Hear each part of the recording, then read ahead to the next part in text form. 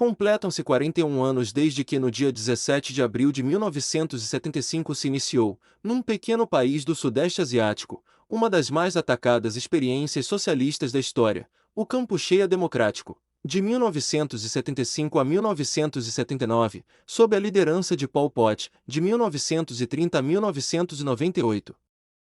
Em sua breve vigência, foi atacada simultaneamente pelos imperialistas e sociais-imperialistas, que conluiados ocultaram a verdadeira história deste valoroso povo, em seu lugar, propondo um esdrúxulo consenso com pérolas como matou um terço da população e socialismo agrário. Entretanto, não é surpresa para os revolucionários estes desonestos ataques. O pior seria se este não fosse atacado pelos inimigos, imperialistas e revisionistas, tal como as grandes experiências socialistas do século XX.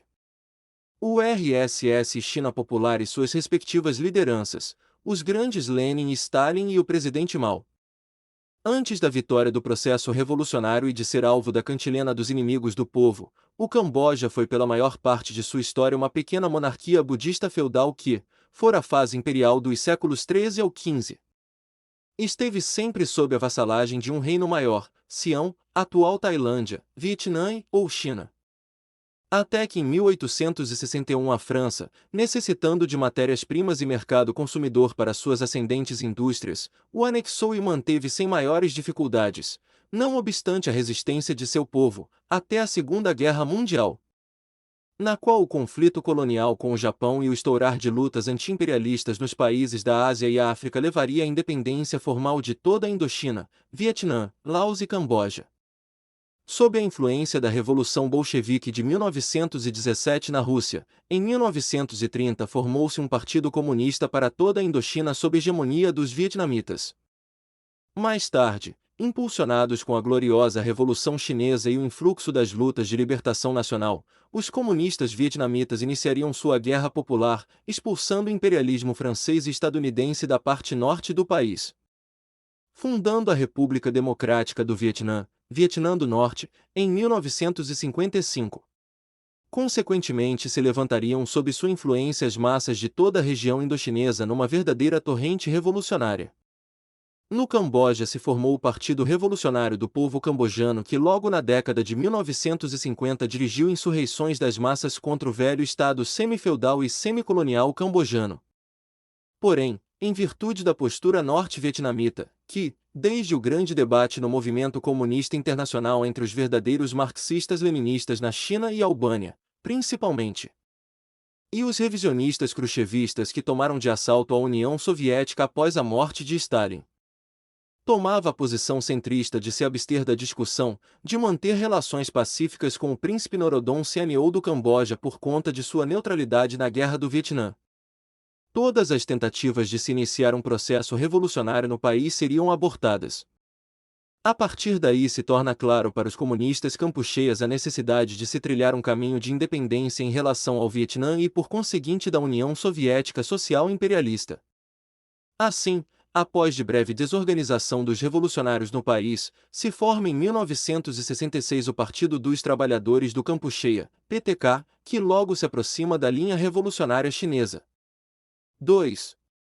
Camarada Pol Pot, líder da Revolução Cambojana. Em 1968, sob a radiante luz da grande revolução cultural proletária na China, o PTK organiza bases de apoio no campo e dá início à guerra popular prolongada no Camboja sem o consentimento norte-vietnamita, que termina por apoiá-lo junto à China.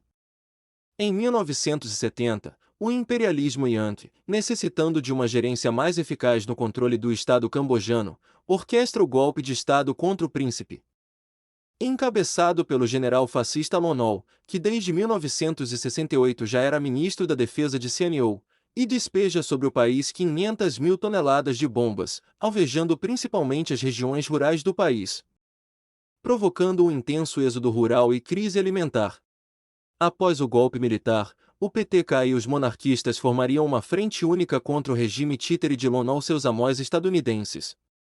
O príncipe Sihanouk, de seu exílio na China, angariava apoio político e material para a luta armada dirigida pelo PTK, que a partir de 1973 troca seu nome para Partido Comunista do Campucheia, PCK, sob a liderança do Pol Pot e que ficou conhecida como Khmer Vermelho, que vinha liberando zonas no campo e restaurando a atividade agrícola mesmo antes de se tomar o poder no país. Em 1975, com a retirada das forças Yankees da Indochina, rapidamente cairiam seus regimes títeres no Camboja, Vietnã do Sul e Laos, e dariam lugar a governos revolucionários. No Camboja, após o encerramento dos embates armados é instaurado um regime provisório sob a chefia formal de Norodom Sihanouk até a promulgação da Constituição do Campucheia Democrático. A partir daí caberia aos revolucionários a reconstrução do país. O Camboja havia acabado de sair de uma guerra de 8 anos, o povo passava por uma grave crise de fome, as cidades estavam inchadas de miseráveis e com o risco de serem bombardeadas pelo USA. Haviam numerosos campos despovoados improdutivos e os sistemas de logística e distribuição destruídos e sem perspectiva de uma reconstrução rápida. O Vietnã, que outrora foi um importante aliado do povo cambojano, se voltou totalmente contra este, passando a ameaçá-lo com seu expansionismo a serviço do social-imperialismo soviético. Assim, o governo revolucionário dos Khmers Vermelhos tomou uma de suas mais atacadas medidas pela reação, a evacuação das grandes cidades. Antes de representar qualquer socialismo agrário como colocado mesmo em certos livros históricos, esta política foi expressão da análise concreta da realidade concreta cambojana. Era necessário para erradicar a fome e conquistar a autossuficiência alimentar, mobilizar toda a nação com a organização de grandes brigadas de produção para fazer aumentar a produtividade da agricultura. Como resultado, em menos de 3 anos, o país já era autossuficiente em arroz e ainda exportava o excedente do cereal para financiar a compra de infraestrutura industrial. Com este recurso foi possível reorganizar a malha ferroviária do país, construir casas para o povo que vivia em malocas e fazer progredir as condições básicas do sofrido povo Khmer. Enquanto isso se preparava no Vietnã, seguindo a lógica imperialista de provocar distúrbios e fracassar, voltar a provocar distúrbios e fracassar novamente, uma guerra, que se inicia em 1979 com a invasão vietnamita às fronteiras cambojanas. Pol Pot, consciente da impossibilidade de se desenvolver uma guerra aberta convencional contra o quarto maior exército do mundo e com armamento de ponta, novamente chama as massas às florestas do país e reinicia a guerra popular. Nas cidades e regiões ocupadas pelo Vietnã se estabeleceria o regime fantoche da República Popular Khmer que, após a bancarrota do revisionismo soviético na década de 90, novamente voltaria para as mãos de Norodom Sihanouk. Nas montanhas cambojanas, a guerra popular prolongada dos Khmers Vermelhos prosseguiria invencível até 1998, quando, isolado politicamente, Pol Pot morre e a nova direção capitulacionista entrega as armas e as zonas liberadas ao regime monárquico. Entretanto, ao contrário da cantilena imperialista que o terror vermelho se encerra com a capitulação do Khmer Vermelho, eles mesmos sabem da vigência da bandeira levantada pelos revolucionários. Até hoje no Camboja sob a gerência Han Sen, traidor do Khmer Vermelho que ascendeu o poder com apoio dos vietnamitas em 1985 e segue até hoje no cargo de primeiro-ministro. O governo gasta milhões de dólares em manter seu mórbido circo em que são expostos esqueletos de supostos mortos pelo regime, cicerones contam histórias macabras e se distribuem cartilhas ridículas sobre democracia e direitos humanos. Em todo o mundo, a burguesia, os latifundiários e os revisionistas promoverão o ataque e a enlameação da história dos verdadeiros revolucionários, enquanto esconde os crimes de guerra e genocídios perpetrados pelos imperialistas e seus lacaios. É importante ressaltar que durante a sua luta de libertação nacional o Camboja chegou a ser mais bombardeado pelo USA do que foram despejadas bombas em toda a Segunda Guerra Mundial. 3. A juventude campucheia tomou parte ativa na luta pela libertação do povo e da nação.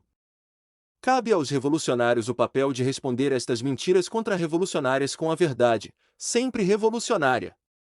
Levantar bem alto a consigna de que o imperialismo é um tigre de papel. Divulgando e impulsionando as lutas dos povos e nações oprimidos em todo o mundo contra as guerras imperialistas de agressão e rapina pela nova repartilha do mundo sob a máscara de guerra ao terror. Desde as lutas da heroica juventude palestina encabeçando hoje a sua terceira intifada, as indomáveis resistências iraquiana, afegã, na Síria, Líbia e em todo o Oriente Médio, como lutas armadas de libertação nacional.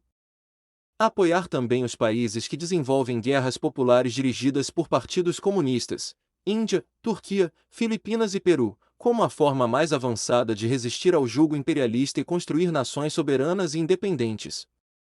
Corresponde também fazer avançar a luta revolucionária em todo o mundo, desenvolvendo em todos os países dominados, países coloniais ou semicoloniais como o Brasil, a luta pela revolução de nova democracia, como revolução agrária, democrática e anti-imperialista. Viva os 41 anos da vitória do Campucheia Democrático! Honra e glória ao grande líder Pol Pot e a todos os revolucionários campucheias!